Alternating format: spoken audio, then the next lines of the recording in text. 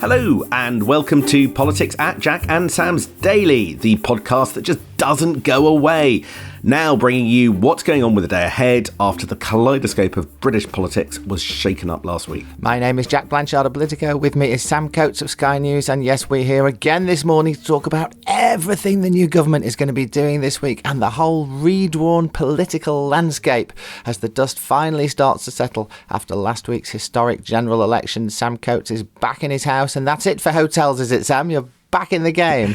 I'm back in the spare room. And politics is heading back to London, where it belongs. MPs old and new are starting to gather in and around Westminster today for photos that will live with them for the next 5 or so years. So look smart, guys. Jack, what 3 things are we talking about today? There are 3 big things happening. It is basically the biggest thing is just this whole new world of Westminster, as you say, hundreds of new MPs, a new government getting its feet under the table and sending out flurries of press releases, just trying to get a grip on Westminster now looks like after last week's election. But we need to talk about foreign affairs as well, Sam, because it is a massive week for foreign affairs, not least with those historic French elections last night. And we better talk about the Tory party as well, or at least what's left of it, as that nascent leadership campaign slowly starts to get underway and we start to figure out the contours of what that looks like. But there's only one place to start, Sam, and that is the new government. The Prime Minister is on his tour of Britain. He's in Northern Ireland today and then headed to Wales later, meeting all the people that matter. Was meeting the Northern Ireland Police Service last night, just like old times. And he'll be meeting Vaughan Gething in Wales later, the scandal-hit Welsh First Minister.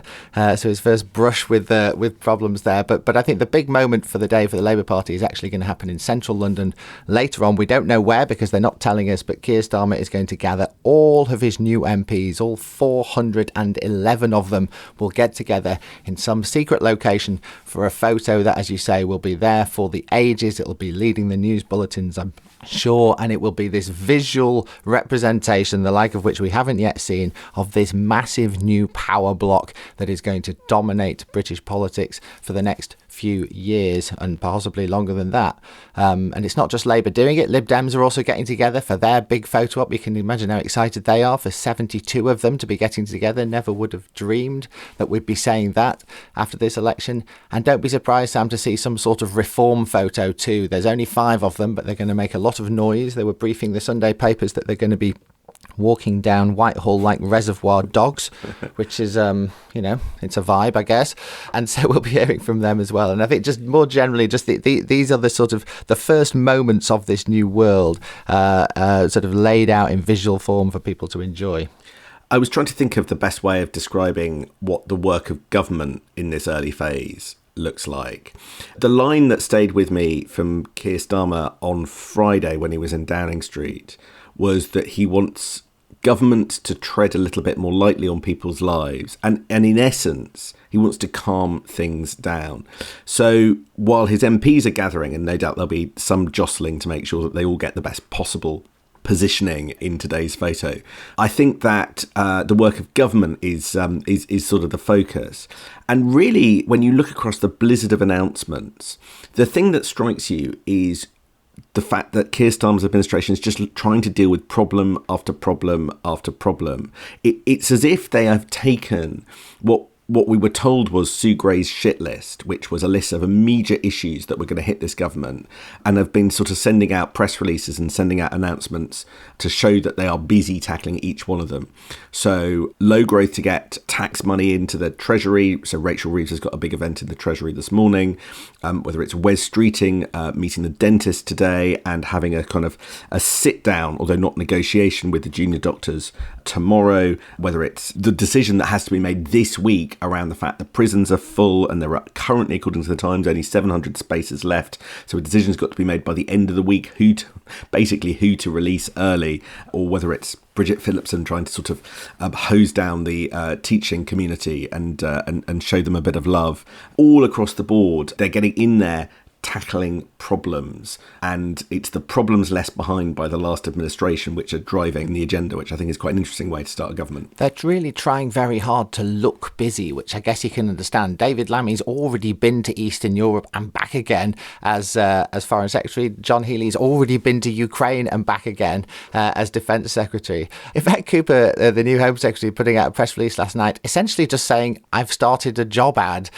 She's recruiting the new head of Labour's Border Command, as they call it. Their new body that's supposedly going to tackle the small boats problem. It all felt a bit thin in terms of what they were actually announcing. As you say, Wes Streeting's going to have a meeting, Bridget Phillipson's going to have a meeting. Yeah, all of this stuff is getting press released and thrown at us last night because they're desperate to show that, you know, we're hitting the ground running, we're taking action. But what they haven't actually had yet is any sort of big ticket policy announcement. You might have thought they would have something for the first week to go, bang, look, things are different, here we go. Maybe we're going to get that today. The sort of set piece policy thing of the day is Rachel Reeves, as you say, in the Treasury. She's got a speech. Journalists are invited. This is going to be the first speech by a female chancellor in 800 years of our Exchequer's history. So it is a moment.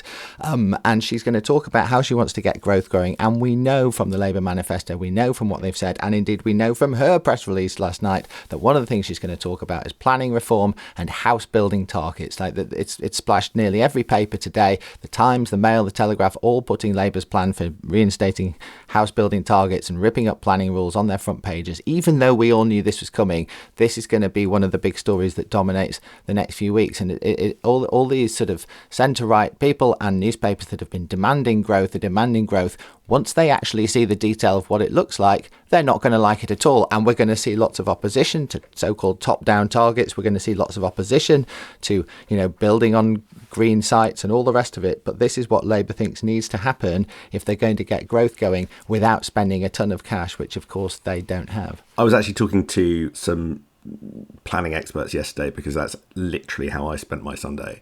And what was interesting is there was just a small note of caution about whether or not the rhetoric lives up to the kind of big change reality of what Labour's planning over planning.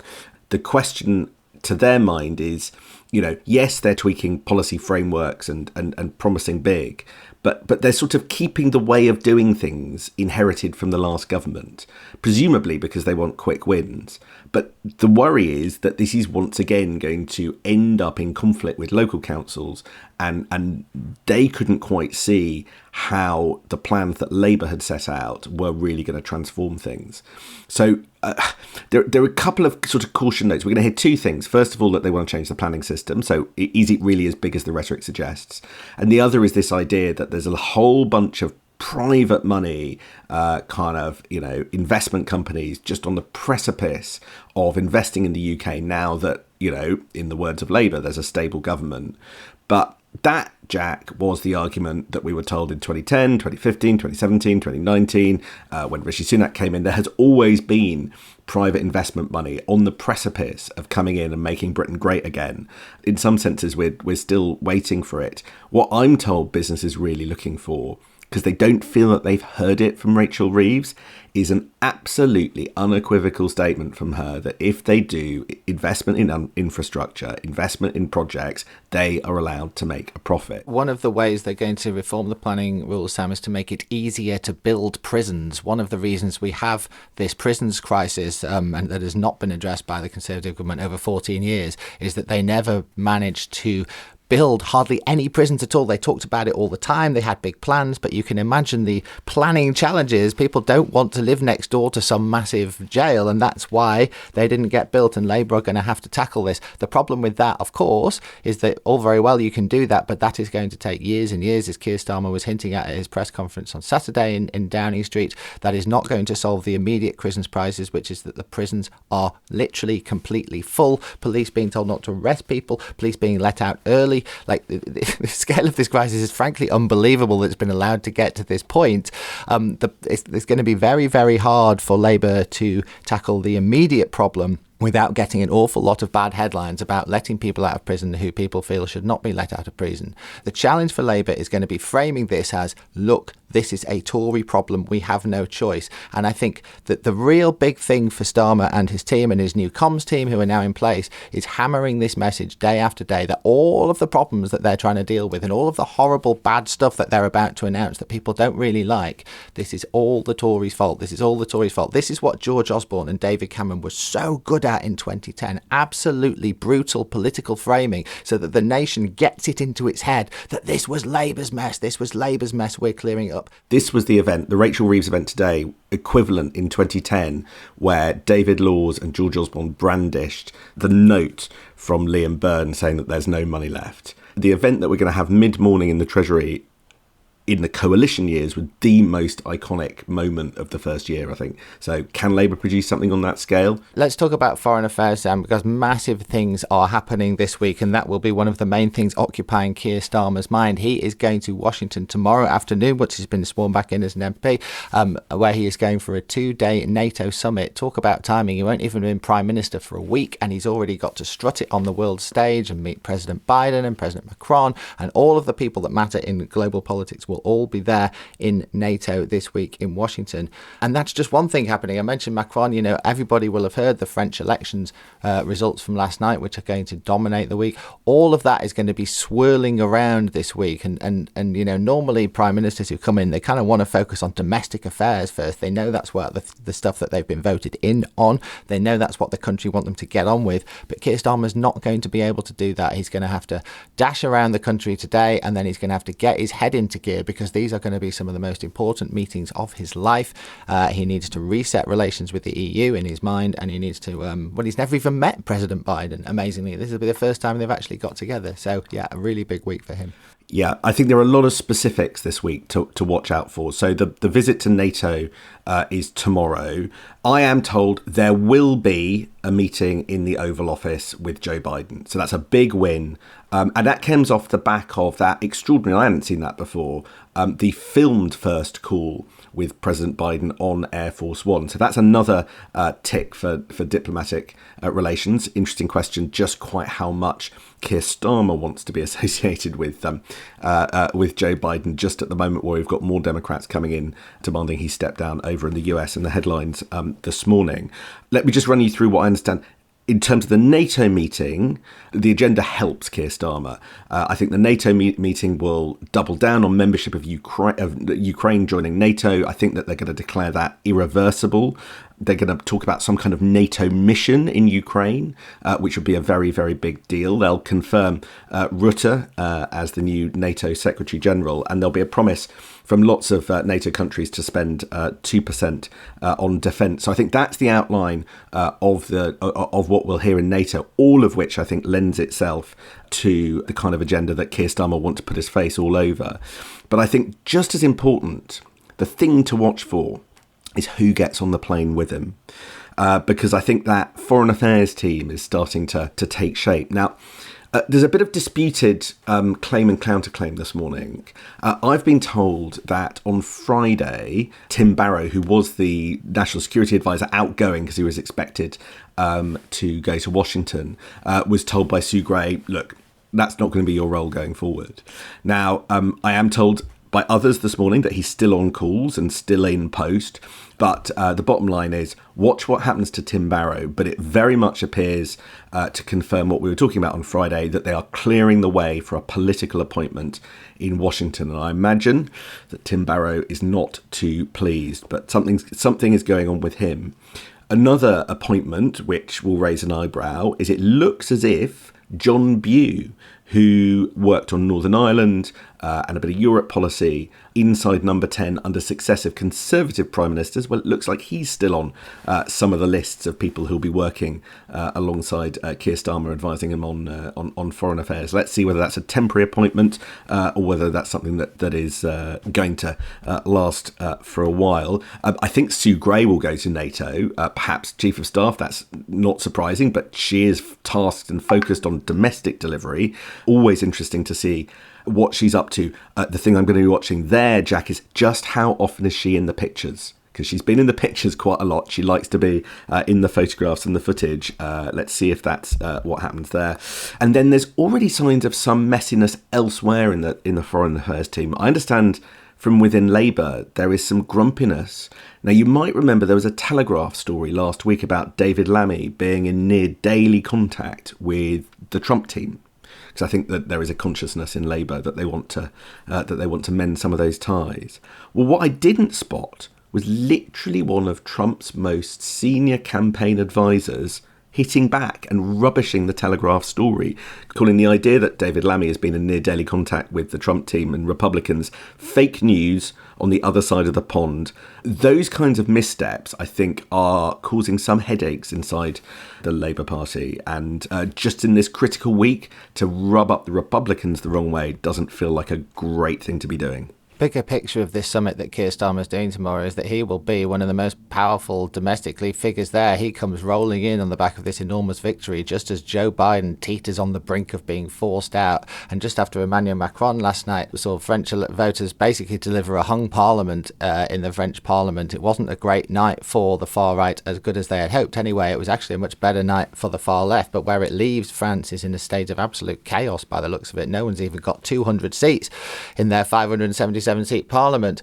which we've been here before, Sam. We know what hung parliaments look like. They're absolutely wild if you're a political journalist. They're not a lot of fun for the nation as a whole, trying to move forward, trying to find some sort of stability. There is no sign of that. And France, of course, will be hosting the Olympics in a few weeks. So goodness knows how that one's going to play out. But it doesn't create a very good backdrop for Emmanuel Macron either. Should we talk very quickly about the Tories, because we're nearly out of time? The Tory party, I was sort of a bit disappointed in the Tory party, Sam. I was kind of hoping the weekend would be fireworks and people coming on the telly yelling at each other and launching leadership campaigns and then getting told off for launching leadership campaigns. And they haven't really done that, have they? I think they're either so shell-shocked that they're all keeping their powder dry, or they just think maybe it's a bit savvy not to come flying over the top too quickly because party members will be so upset. But so far it's been a bit of a phony war, the Tory leadership contest. Presumably that is going to start changing this week as they try and figure out some sort of plan and at least the rules for how this leadership contest is going to happen. That's right. The Tory board is meeting today, and that'll decide. Well, it'll discuss the election and the leadership contest, but it won't decide all the rules, because that's going to be in part for the 1922 committee, which in the interim is going to be led by Geoffrey Clifton Brown, who's one of the senior figures in it. You're right. We're at the phony war stage. Some of the papers this morning writing off Suella Braverman. I do think that this is not going to be the most right wing of Tory MP intakes, judging by all the coverage and the analysis that we did on Friday. And I think that the campaigns are going to get going quite slowly. One notable event today, it appears that Tom Tugendhat is having a birthday party with only 120 of his closest friends in Westminster, which very, very much suggests that he might be running. So lucky friends is the headline message this morning. People just have like a normal birthday party with their real friends and their families and just like have a good time. Does everything have to be a bloody political campaign? Honestly, it makes me sick. Right, Sam, let's stop. We've been talking for ages, and given we seem to be still doing this every morning, we better save some chat from tomorrow. So have a wonderful day. Enjoy all the new MPs, and I'll see you tomorrow morning. See you then. Cheers.